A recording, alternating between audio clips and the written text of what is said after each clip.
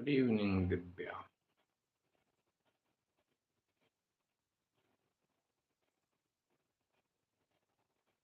Pranam, Harsh.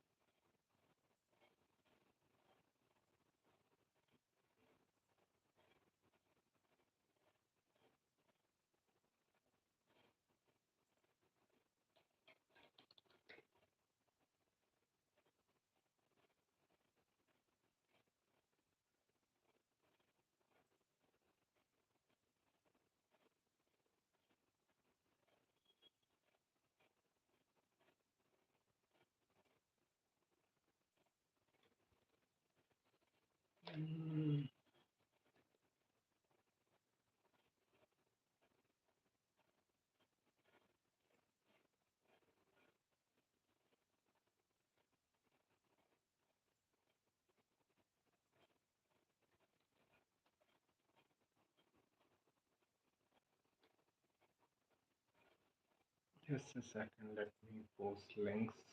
Then I will start. Ayo.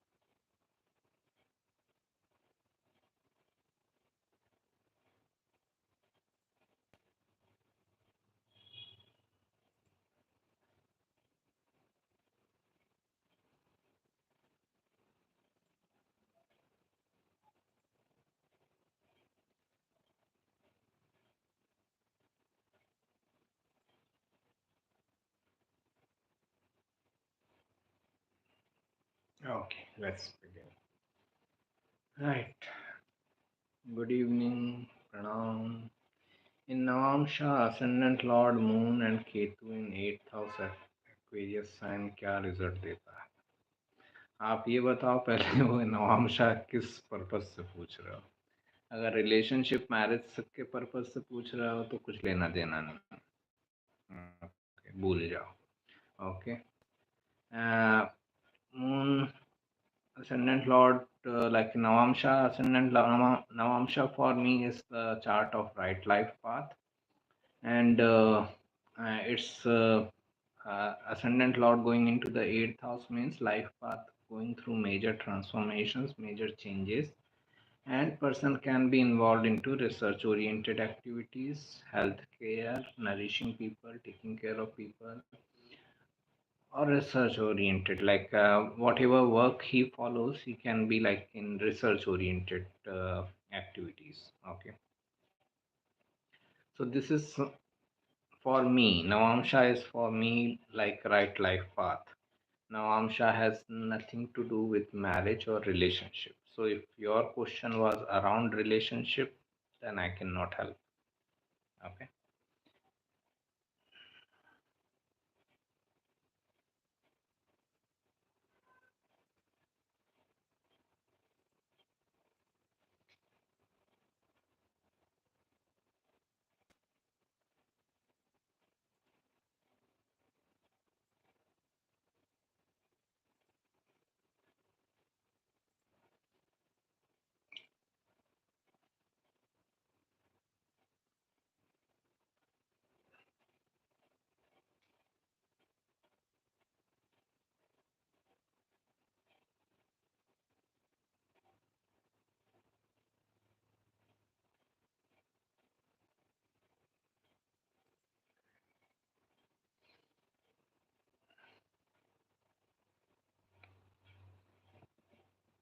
Just a second.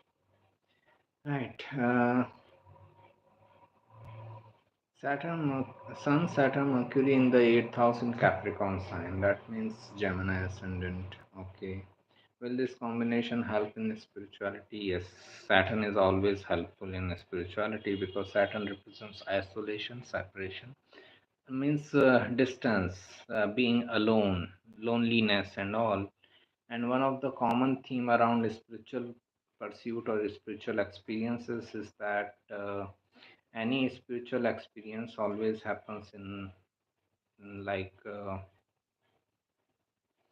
very isolated environment. No one ever got uh, enlightened in a group meeting.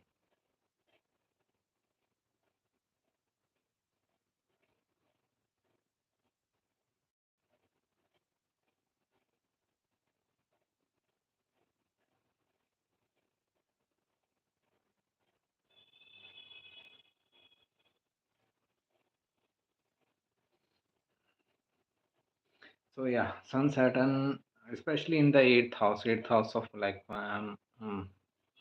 sudden events.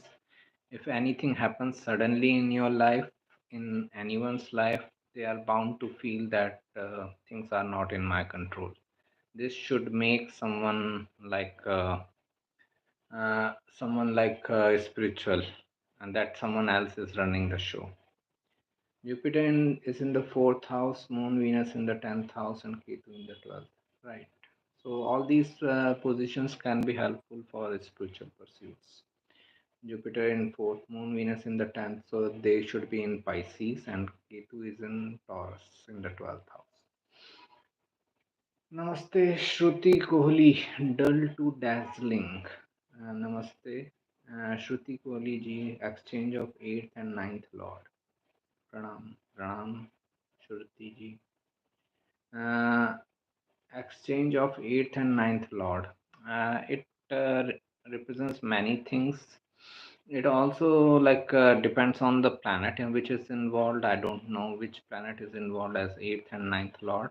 Okay, but let's say if we talk it generally, ninth house is higher education, eighth house is research oriented higher education. Ninth house is Mercury and Venus. So they are friends, mutual friends. Okay.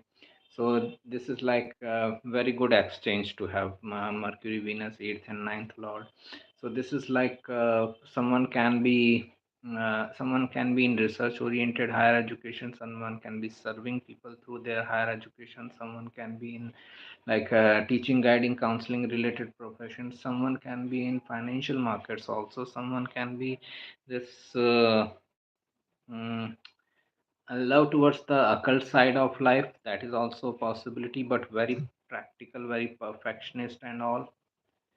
Just a second.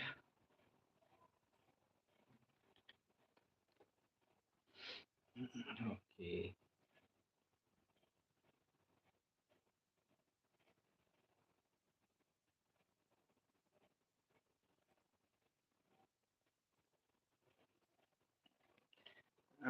Then another thing is eighth house is your major changes in life, and ninth house is teachers, gurus. Ninth house is also your belief system. So your belief system can go through a major change. You may find some guru, you may find some teacher, and that person may change your belief system altogether. That is also a possibility with eighth and ninth lord exchange. So lots of possibilities are there. Stock market is a big possibility with Venus in Virgo and Mercury in Libra. Are you taking up questions related to career? I take up only conceptual questions. So if you have any conceptual question, please ask it. Pranam, how are you? Hi Ananya, I am fine, thank you. So good to have your message. I cannot see you, so I cannot say that nice to see you. Okay. What is today's live about? Live sessions are always about conceptual questions. If you have any conceptual question on astrology, you can ask. I'm not looking at someone's chart. I'm not giving any predictions here. Hello, ombre. Sorry. Mercury and Venus, yes, this is done. How is Jupiter and Ketu? Uh, how is Jupiter and Ketu in the second house for Gemini ascendant? Excellent. The Jupiter is exalted. Ketu is with exalted Jupiter. So this is like excellent position. Um, for spiritual pursuits or any work of knowledge sharing and guiding and counseling people, research oriented matter. For those things, this is like excellent position. Jupiter, Ketu in Cancer. Venus in the ninth house and Mars in the 12th. Mars is in Taurus sign. Venus will be in ninth, so it should be in Aquarius. So it is like a good position for someone in knowledge sharing kind of activity. Who wants to be a teacher, who wants to be a guide. Okay, excellent position. Who should be a guide? Doesn't mean not want to be a guide right now, but maybe in future they should be a guide. Aries Lagna, the Pluto has shifted into Aquarius. Okay, it would be in my 11th house now because of transit. Uh, my Mars is in Aquarius too in 11th house. So this 20-year conjunction from transit, what's the meaning? I don't deal with like Uranus, Neptune, Pluto very regularly as I practice mainly in like Vedic astrology. But as little as I know about Pluto, is it is about destruction. It is about major transformation. It has a Scorpio energy within it. So wherever Pluto is or Pluto is going in the transit, you can see some major changes happening in life. Okay. Again, I don't know if you are talking about like Western chart, Western transits, or you are talking about Vedic chart or Vedic transits. Okay. I don't even know where Pluto is right now as per Vedic transit. Just a second, let me check. Uh, right. Pluto. Pluto is in Capricorn as per Vedic chart system at 6 degrees. So obviously uh, you are talking about. I don't think you are talking about Vedic. You are talking about this is right. Aquarius. Okay. So you may be talking about like a Western chart. Okay. So 11th house is your income and gains. So Pluto going there and Pluto transiting over Mars. That is like major changes in your sources of income. So your career can change. Yeah. If you are following a wrong career, that career will change. Your source of income can change. All these things can be going through a change. If you have a elder sibling, their life can go through a major change and all. That is a possibility. So Pluto is all about change. Wherever Pluto is going, that is like Scorpio energy going. Other planets conjunct with uh, other planets in conjunction in eighth house. Okay, what does it mean?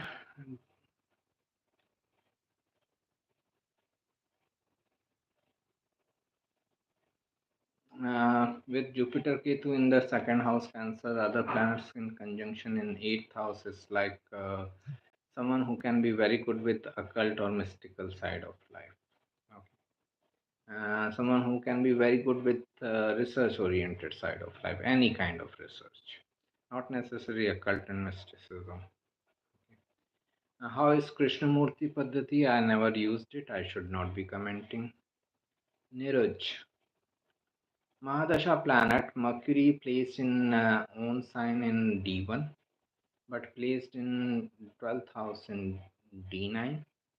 Uh, does it cancel out good fruits?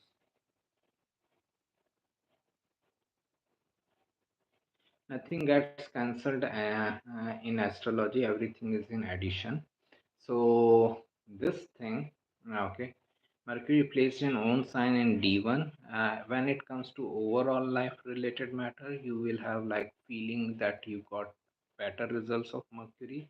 When it is in the 12th house of D1, D9, again, I don't even know in which sign it is in D9 in 12th house. Okay, So should not be even commenting on it. D9. So nothing is cancelled. Everything is in addition. Most important thing is that Mercury is business. Okay. So you are going to get the best result of Mercury Mahadasha if you are in your own business. It is in own sign. It can help you in business setup only, not in the job setup. In Taurus, it is in good dignity. I am not much concerned. Right. So get into your own business. Then you can expect best of the result of Mercury Mahadasha. Otherwise, no. Uh, thank you. Thank you. You're welcome. When Saturn transits through Pisces, shall we see the results of Pisces, Taurus, Virgo, and Sagittarius? All these signs is that considered a good dignity for Saturn. Saturn and Jupiterian signs are like it is like neutral. If we go by the theoretical calculation of dignity, then it is a neutral dignity. In Sagittarius, it is more difficult because Sagittarius is a fire sign. Saturn is a cold planet. Maybe environment wise, Saturn may like Pisces sign more because Pisces is water. Okay, so there can be. Now, obviously, Pisces sign will be impacted wherever Pisces falls into our chart. That house will be impacted, and from that house, these signs, this like Saturn will be aspecting. Third aspect will be on Taurus. Seventh aspect will be on Virgo. 10th aspect will be on Sagittarius. Third aspect is of efforts. We have to put an extra effort to safeguard our money, our resources. That is Taurus. Seventh aspect is about limitation. We may feel we are getting very limited results when it comes to like Virgo related house or related matters. And Saturn's 10th aspect is on Sagittarius. Responsibility of the house where Sagittarius falls, or responsibility of higher education. Okay, so like next year can be excellent for higher education related pursuits as Saturn and Jupiter both will be aspecting Sagittarius sign.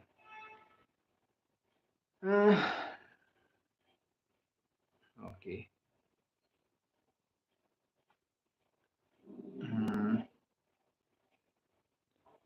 This is done. Ninth Lord Venus in fourth house in Taurus sign.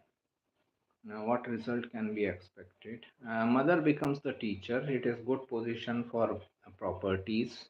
Okay, properties like money can come from mother or home environment. Okay, person may find stability or security inside their home. So that is like good things about this Venus in Taurus in the this fourth house. They should have their home. They can have their home either in their homeland or even among people of different ethnicity. That is a possibility. So it is a good position for that. Uh, Good money coming from working from home or private offices. When will it going into Aquarius in Vedic? It has just entered into Capricorn 6 degree. Wait for 15 years. Some other astrologer will be there after 15 years to tell you. Radhe Radhe Vanshaji. Greetings from Delhi. Thanks for all the teaching, guidance, and lessons. Thank you. Thanks for the presence. Thanks for the receptiveness. In the sign of Taurus in D9, in the sign, this is done for your input. Okay. I got it confused with the Western, I guess. Yes, you got it confused. But isn't Saturn all about structure and Pisces has no boundaries, all fluid? So that will be the biggest challenge. Okay, and with Saturn in Pisces transit, Pisces is imagination. Okay, Pisces is just the imaginative aspect of life, and Saturn is like the realistic aspect of life. So when Saturn into Pisces, it will break our imaginations. It will break our dreams. It will make us show the reality of life in that area of life, wherever Pisces falls. Okay, like for me, it is like Scorpio ascendant, fifth house Pisces.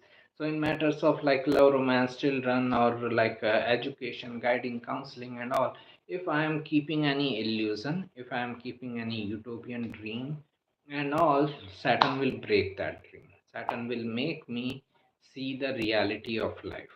Okay. Like I remember the last transit when Saturn was in Pisces, that was in 1995. This was the time where I had gone through a rough time in education. Like I repeated 2 years continuously. Okay, in 11th, 12th in standard, I repeated 2 years continuously. 95, 96, 2 years, 2 years transit of Saturn. Okay, so this is what happens. It makes you see the reality that okay, and this is where you have to work. Okay, these things will not work on their own, as you are under imagination or dream that it may work on their own. uh,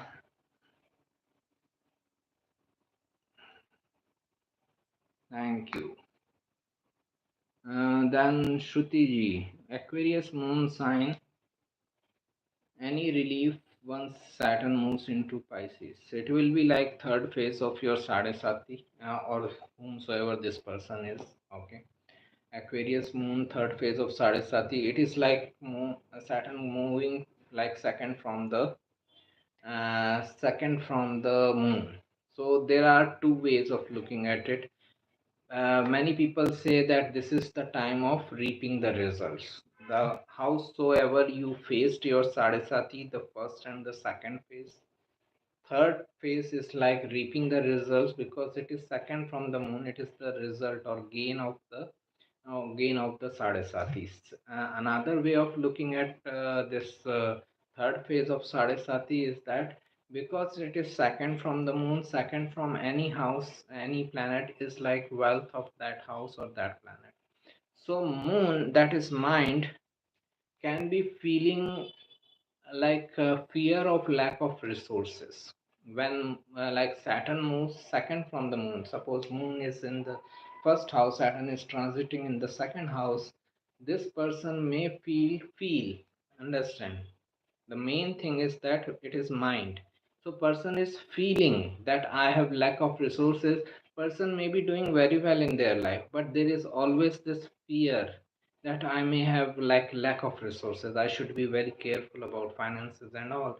That is also the way we can see this third phase of Saraswati. Ketu in Anuradha is the lesson about letting go of attachments of life. Ketu is like your past life expertise, and it is what you have already done well. Why you want to do it all over again? So this is where, like, wherever Ketu is placed house-wise, it can be like related with that. That you have to let go of that area of life. Okay. Now, when it comes to and also the sign is Scorpio Anuradha, right? It is like a difficult sign. Then, if we go into like nakshatra placement, Anuradha, devotional life, following heart's desire, and also someone can have past life expertise around their following their heart's desire. Okay, so whatever like profession they may choose, whatever work they may choose, they may have like they may choose out of their heart's desire. They may have past life expertise at that, so it will be like much more beneficial for the person. Ombre, I hope I'm pronouncing your name correctly. ombre. Uh, Saturn has definitely broken my dreams before, so I can be more pragmatic to achieve what I want. It has that effect, yes. Great, good job. Is debilitated Saturn cause slow metabolism and low energy? It can indicate. I won't say it causes, it indicates. Okay. All these planetary placements are indicating pointers that these are the areas of life where you have to be more proactive and putting more efforts. So when someone is born with Saturn in Aries, they need to be more proactive about their health matters. They cannot be like lethargic about it. They have to be like pushing themselves for a healthy routine, healthy diet and all that, so that they can live a more healthy life. Has it already started showing its result? Yeah, we can say so. Okay, like because it is coming close to Pisces sign. Okay, so it is also like Rahu is also transiting there, and Rahu and Saturn are coming closer. Okay, so it is like this Rahu Saturn conjunction in the first half of 2025 can be like a big thing, especially when all other planets also come into Pisces sign.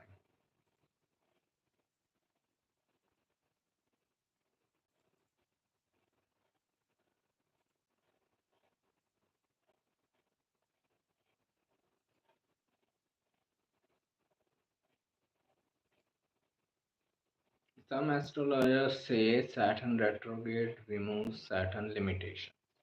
Some say it makes it more intense. I am confused on which to believe. I have retro in Saturn natal in third house Gemini, Aries Lagna. Believe what you experience. Okay, that's the easiest way to go through astrology.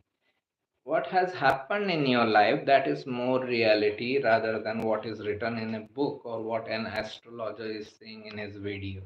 Okay, you have experienced that, you have gone through that experience, so it is like much better for you to like accept that thing rather than any astrologer saying in his video or in his book that okay, Saturn is like that. That book is not your reality, your experience is your reality. So if you feel that Saturn has given you better results because of being retrograde, accept that logic. And if you feel Saturn is more restrictive to you, then accept that logic. I feel I feel that retrograde means planets are closer to Earth. So when understand simple thing, okay, so if someone comes and stands nearby me and keeps on standing there for 10 minutes, I will be disturbed. Okay, why this person is standing like this? Okay, so what I mean to say is that if a planet is like retrograde, that planet is closer to Earth. Its rays are reaching you with more intensity. Okay, so it is going to impact you more. It is more intensified energy rather than a normal direct. This is what I feel. But as I said, by your experience in life. If Saturn in the third house, Saturn in Gemini, in the third house retrograde has given you like um, free results without any limitations, okay, then follow that logic. If it has put more like restrictions on you, follow that logic. Okay. Why it is sad that Kujavat Ketu and Shanivat Rahu? I think it is because of their co-lordship. Okay, Mars and Ketu co-rule Scorpio, Saturn and Rahu co-rule Aquarius. This is the only logic I can come up with right now. Okay, but I think it is only because of fire energy or air energy. No, I think this is the main reason. Ketu and Mars co-rule because they have the similar nature. Understand it like this also. Mars is what the soldier is going to win, right? Mars is that energy, like expressive energy or extrovert energy. He's about going out in the and winning the war and all, putting his flag. Ketu is what you have already won, past life expertise. So this is where they both have this like a winning kind of like habit. Ketu is what you have already won. Mars is where it is going to win. Okay, so this is like Mars Ketu, similar. Shani Rahu or Saturn Rahu, where they are similar is like Aquarius traits, having this like quality of serving people. Okay, in their highest form. Rahu's highest form is also serving humanity because of like this new age inventions, technology, and all these kind of things. Okay, so there the person can serve humanity. Saturn is all about serving people. Okay, Saturn's like the the most pleasant placement is Libra, the seventh house, the other people masses, where he can connect with them and he can serve them, he can give justice to them. So this is why I feel it is so we can say two reasons why Mars is like Ketu or why Saturn is like Rahu. Mars Ketu co-rule Scorpio, Saturn Rahu co-rule Aquarius. Second reason, their nature. Ketu is also about winning, but winning in past. Mars is also about winning, but winning in future. Saturn and Rahu, they both represent service to the people. Okay, so this is what. Uh, Thank you. Jupiter in Taurus sign was pretty much average for me. Does Jupiter give average results in Venusian signs? Again, it depends on like what type of efforts we are doing. Are you doing anything related with Jupiterian energy? Anything, any work of guiding, counseling, and teaching people, sharing your knowledge with the people? So, if we are not even doing that activity, we cannot be like expecting much great results there. Okay. Second thing, although Jupiter is in Taurus, but this year and even like first half of 2025 is all about Scorpio and Mars. Okay, it is all about like Scorpio energy and Mars energy because only one planet is in like Taurus sign, that is Jupiter. But if you see, Scorpio sign is impacted by lots of planets. Jupiter is seventh aspect, Rahu ninth aspect, Saturn 10th aspect, and Scorpio Lord Mars is going through a difficult transit. So, uh, focus is on like Scorpio energy, Scorpio and Mars energy. So, what I am trying to say is that we may even be getting Jupiter in Taurus result, but we are not that sensitive. We are more sensitive about the apparent things which are happening in our life, that is Scorpio related, Mars related.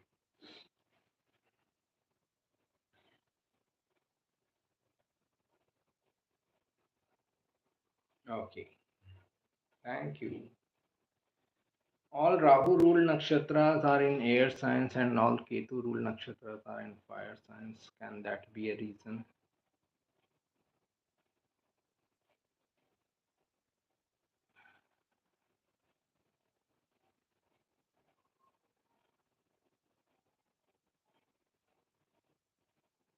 I'm not sure about it. I cannot say anything. Okay. It can be a reason because Mars is a fire element, Saturn, I think, is an air element. Okay. So it can be a reason. It can be the third reason we can include.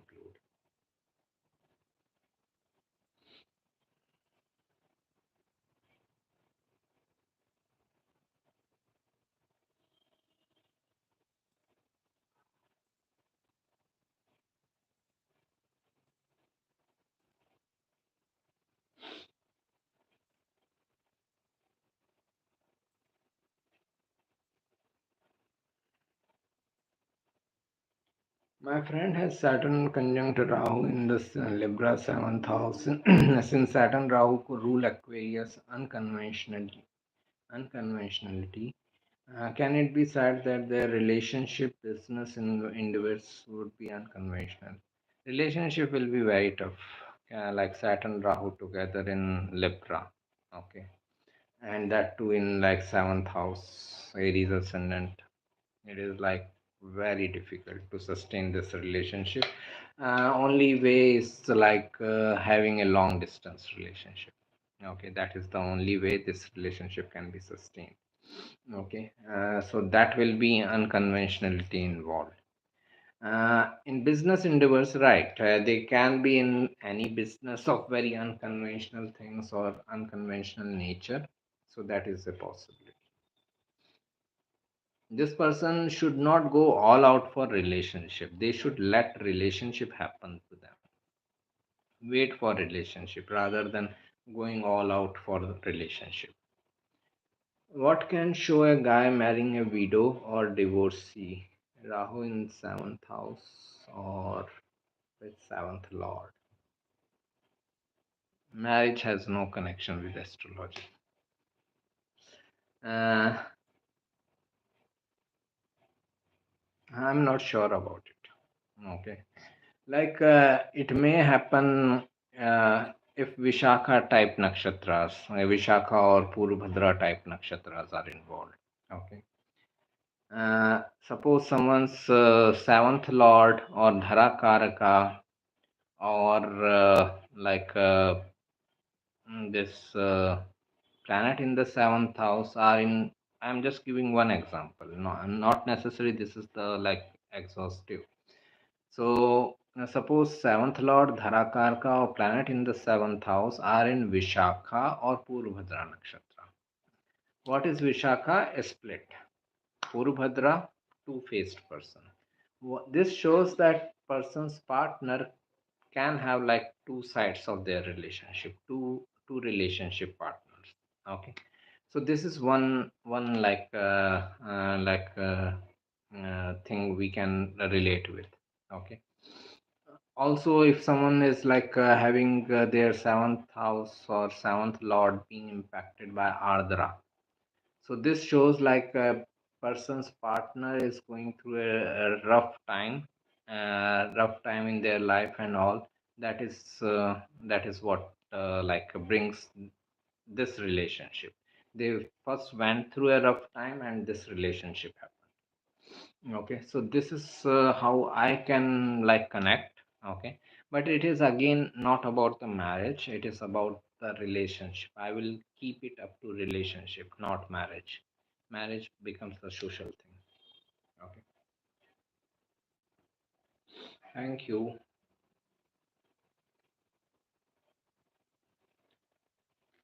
Right, any other question?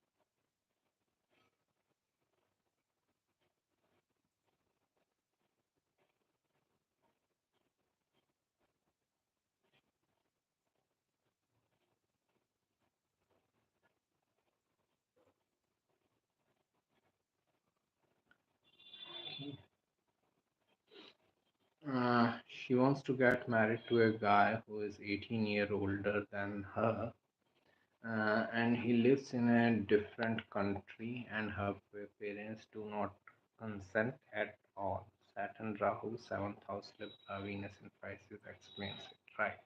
Venus in Pisces more explains it. Okay.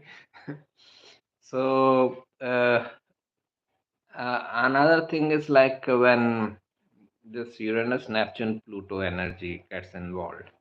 Okay, I don't know if it is impacting her relationship life in any way, but if they are also involved, then this generational gap in the age, like 10-year older or 15-year older or like 20-year older partner and all. I read somewhere that Saturn represents old things.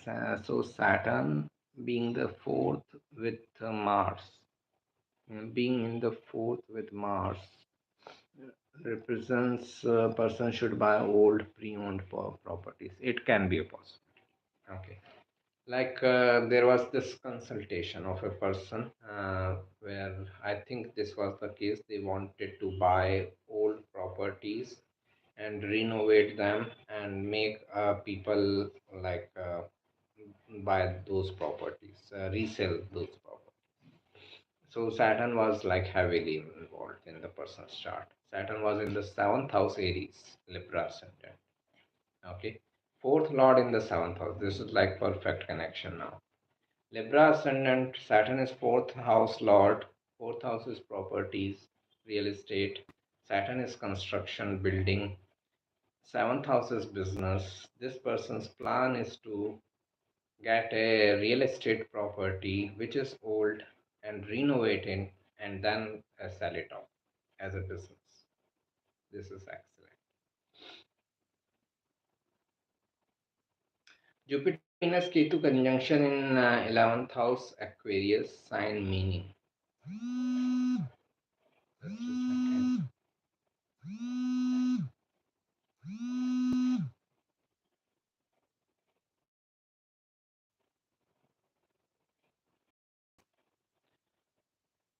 Jupiter Venus Ketu conjunction in 11th house Aquarius. Jupiter Venus both are teachers, and Aquarius is the sign of newest technology. So they can serve people through their entrepreneurship, which is knowledge based. And they can also be like online teachers, online coaches. Okay, they can have these online classes and they can share their knowledge with other people. This is like what I am doing right now is very much Jupiter, Venus, Ketu in 11th house Aquarius. Although I don't have that placement. I'm just saying. So this type of work can be done with Jupiter, Venus, Ketu in like 11th house Aquarius. Saturn in 4th house in Libra retrograde being the 7th lord. Does this that mean peace of mind comes from being balanced in relationship? If at all they can be balanced in relationship. Uh, and let me meet this person who balances out the relationship. Okay. Uh, what can too much Rohini energy in a chart indicate? Either too creative person or too intelligent person. Okay. How like Rajas and Tamas works. Okay. If he balances out, if the person balances out, great. Okay. But either it can go into either extreme, either too indulgent. Okay. Or either like too much like about creativity. Okay. So these type of things. Peace of mind comes from being balanced in relationship in fourth house. My mother has it. Saturn in fourth house, Libra. May not be retrograde, but she has it. Uh, so yeah, we can say that ideally peace of mind will come if they can have a balanced relationship. We can put it like this: that ideally peace of mind is coming to the person if they can have a balanced relationship, but it is very difficult to have it.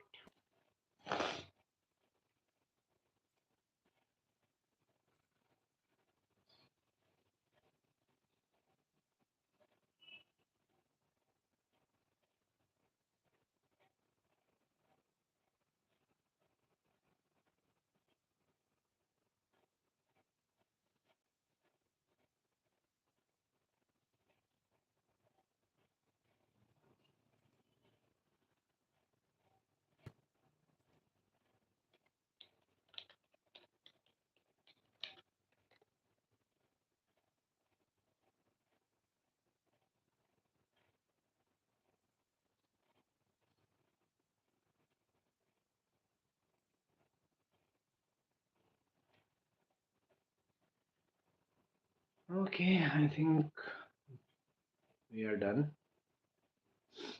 Or any other question?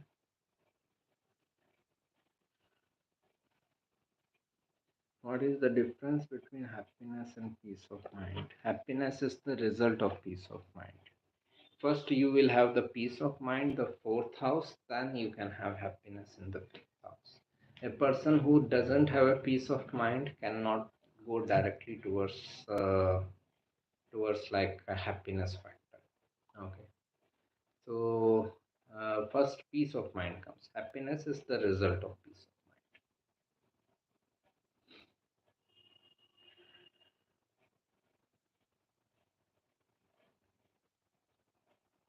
mind. Or we can say this thing also, like fourth house also represents your conveniences. Okay, if I put it like this, then it will make more sense. If I am having conveniences in life, okay, the basic conveniences that I have a home, I have like all the conveniences in home, then I can go for happiness factor. Then I can seek happiness to the fifth house of love, romance, and like sports and all that. If I am not even having the basic conveniences in my life, how much I will be interested in playing a sport? I'm not even having a home, a shelter over my head, a roof over my head. Will I be even be interested in playing a sport?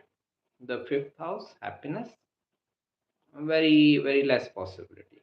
So first we should go for like peace of mind, the fourth house, and then we should go for like this happiness factor. In Hindi, if I quote Osho, he says that there is something called सुविधा, there is something called सुख. Okay, हमारी सबसे बड़ी problem यह है कि हमने सुविधा को सुख मान लिया है, हमने कन्वीनियंसी को हैप्पीनेस मान लिया. ओके, हमने सोचा कि हमारी लाइफ कन्वीनियंट होगी तो हैप्पी होगी. वो ज़रूरी नहीं है. ओके, कन्वीनियंस ही आप पैसे से खरीद सकते हो. आप एक एसी खरीद सकते हो, फ्रिज खरीद सकते हो, कार खरीद सकते हो. वो आपकी लाइफ को कन्वीनियंट कर सकते हैं, लेकिन वो हैप्पी नहीं कर सकते. Okay, so this is like सुविधा सुख नहीं बन सकती, लेकिन सुविधा का होना ज़रूरी. ओके, उसके बाद ही आप सुख की तरफ जा सकते हो. एक और जगह पे बोलते हैं कि there is this only one difference between a poor person and a rich person. A rich person has a choice of his suffering. He can choose what suffering he wants. Okay, a poor person cannot choose. That's the only difference between a rich person and a poor person. That's it.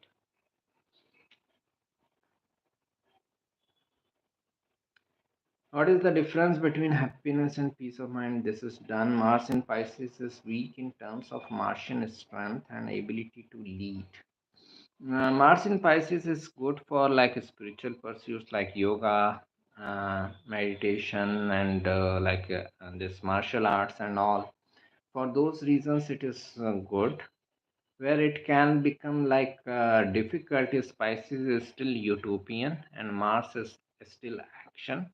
Okay, so person is taking actions and efforts on based of on basis of some utopian dream. His action and efforts may not be like very practical and realistic. Okay.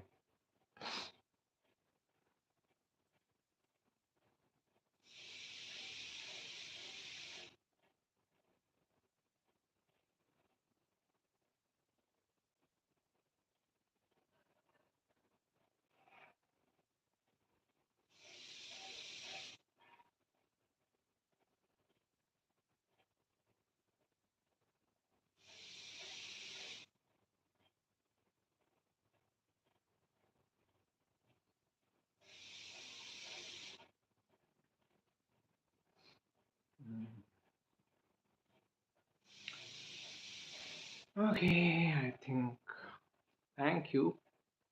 for joining. Let's meet next week. I think questions are over. If there is anything, just put it in next couple of minutes. I will just wait. Or we can just close for the day. What's cooking? Uh, chicken.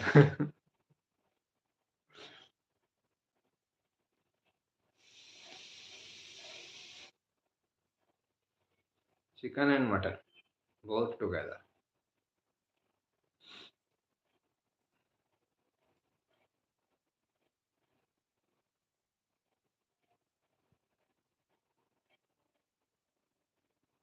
Mm. Okay. Take care. Bye. Have a nice weekend ahead.